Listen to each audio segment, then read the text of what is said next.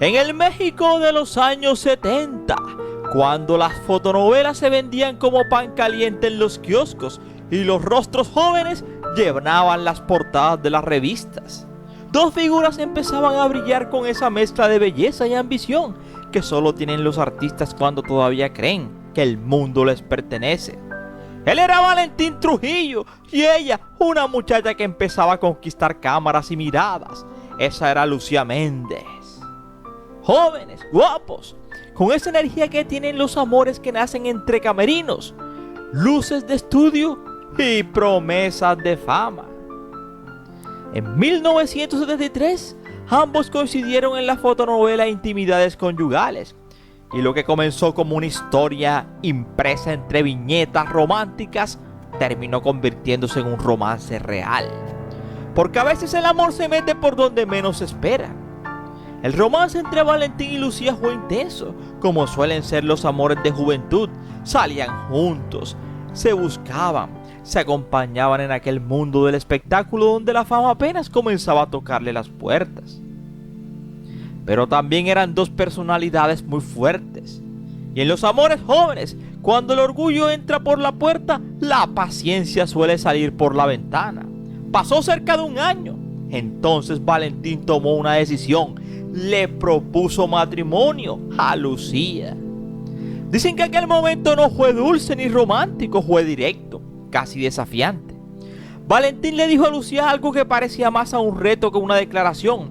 O te casas conmigo o me casaré con otra mujer. Era el orgullo hablando, el orgullo del hombre enamorado que teme perder lo que ama y decide presionar al destino. Pero Lucía no era una mujer que se dejara empujar por nadie, y más cuando estaba en la cúspide de su carrera, y la historia tomó otro giro inesperado. Sí, inesperado. Cuando Lucía supo que Valentín estaba involucrado con otra actriz que había tenido un pequeño desliz de infidelidad con Patricia María, el romance terminó de la manera más dramática posible. Se encontraron, discutieron y entonces ocurrió una escena que parecía salida de una novela. Lucía tomó el anillo de compromiso y se lo arrojó a la cara con una frase que sonaba a sentencia. Cásate con quien te dé la pinche gana. En aquel momento entonces el amor se había convertido en orgullo. A veces las decisiones impulsivas cambian vidas enteras. 8 días después de aquella ruptura, Valentín Trujillo se casó con Patricia María. 8 días, ni más ni menos, como si el corazón despechado hubiera querido demostrar que podía seguir adelante, aunque por dentro todavía le doliera. Los años pasaron y las carreras siguieron. Lucía se convirtió en una de las grandes figuras del espectáculo en Latinoamérica. Valentín consolidó su carrera como actor y productor de cine. Y lo curioso del destino es que el resentimiento no duró para siempre. Con el tiempo ambos dejaron atrás aquel episodio. El romance que una vez fue intenso terminó convirtiéndose en un recuerdo de juventud. Según ha contado la propia Lucía Méndez, después de todo terminaron siendo buenos amigos. Así que la historia de Valentín y Lucía no fue un amor eterno, fue algo más humano, un romance joven, intenso y lleno de orgullo. Un amor que empezó entre páginas de fotonovela y que terminó siendo apenas un capítulo en la memoria de dos artistas. Porque al final, como dicen, con una sonrisa sabia, los amores de juventud arden como fogata, pero el tiempo siempre termina apagando las brasas. Al final Valentín se casó 2 veces en la vida. La primera con Patricia María, con quien tuvo a 3 hijos. Valentín Jr., que es actor, a Patricita y a Rodrigo. Y luego se casó por segunda vez con Scarlett Álvarez, con quien procreó a su hijo Carlos Valentino.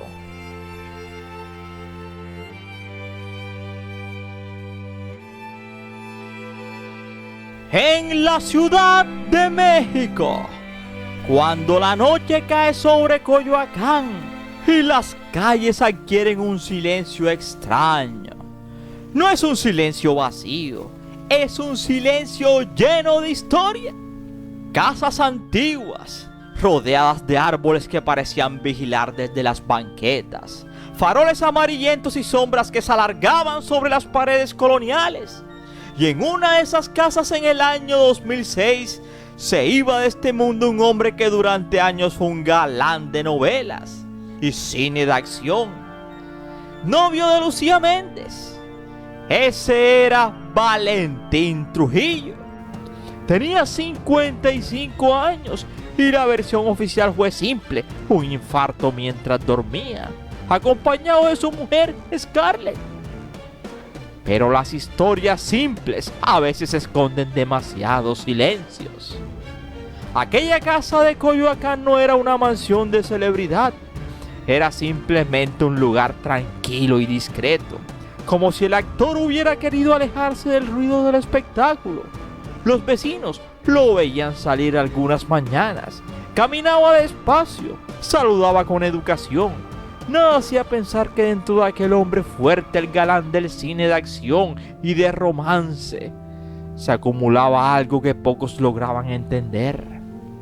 Porque según amigos cercanos, Valentín ya no dormía bien, vivía con una inquietud constante, una ansiedad que le apretaba los nervios. Su esposa negó que padeciera Parkinson, rumor que había comenzado a circular, y lo único que admitió fue algo mucho más difuso: tenía un nerviosismo extremo y una ansiedad persistente. Pero nadie explicó por qué, ni ella misma. Y como pasó el tiempo, eso prácticamente quedó entre sombras. Sin embargo, lo que muy poca gente sabe es que había sufrido un año antes de perecer en 2005 un accidente que cambió algo. Valentín Trujillo había sufrido ese incidente automovilístico, nada fatal, nada que pareciera cambiar su destino. Pero quienes lo vieron después dicen que algo en él había cambiado.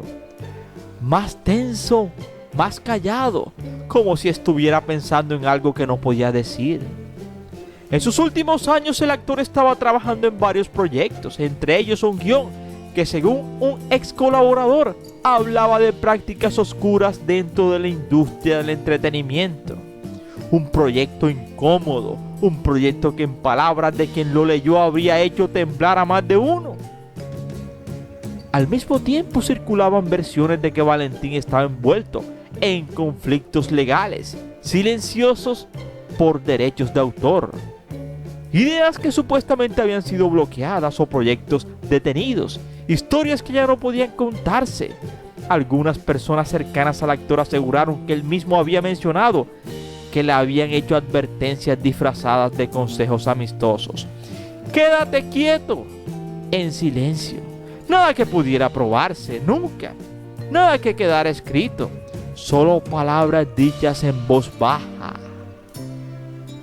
Sin embargo, la última noche fue tranquila, la de sus días.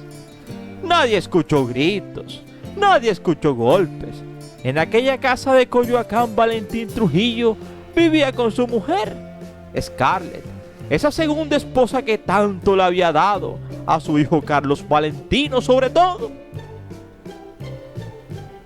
Esa noche se fue a dormir y nunca despertó. La causa oficial fue un infarto. La noticia apareció en los medios con la sobriedad habitual de las tragedias. Un actor querido, una partida repentina y un funeral discreto. Fin de la historia. O al menos eso parecía. Porque días más tarde comenzaron a aparecer detalles extraños.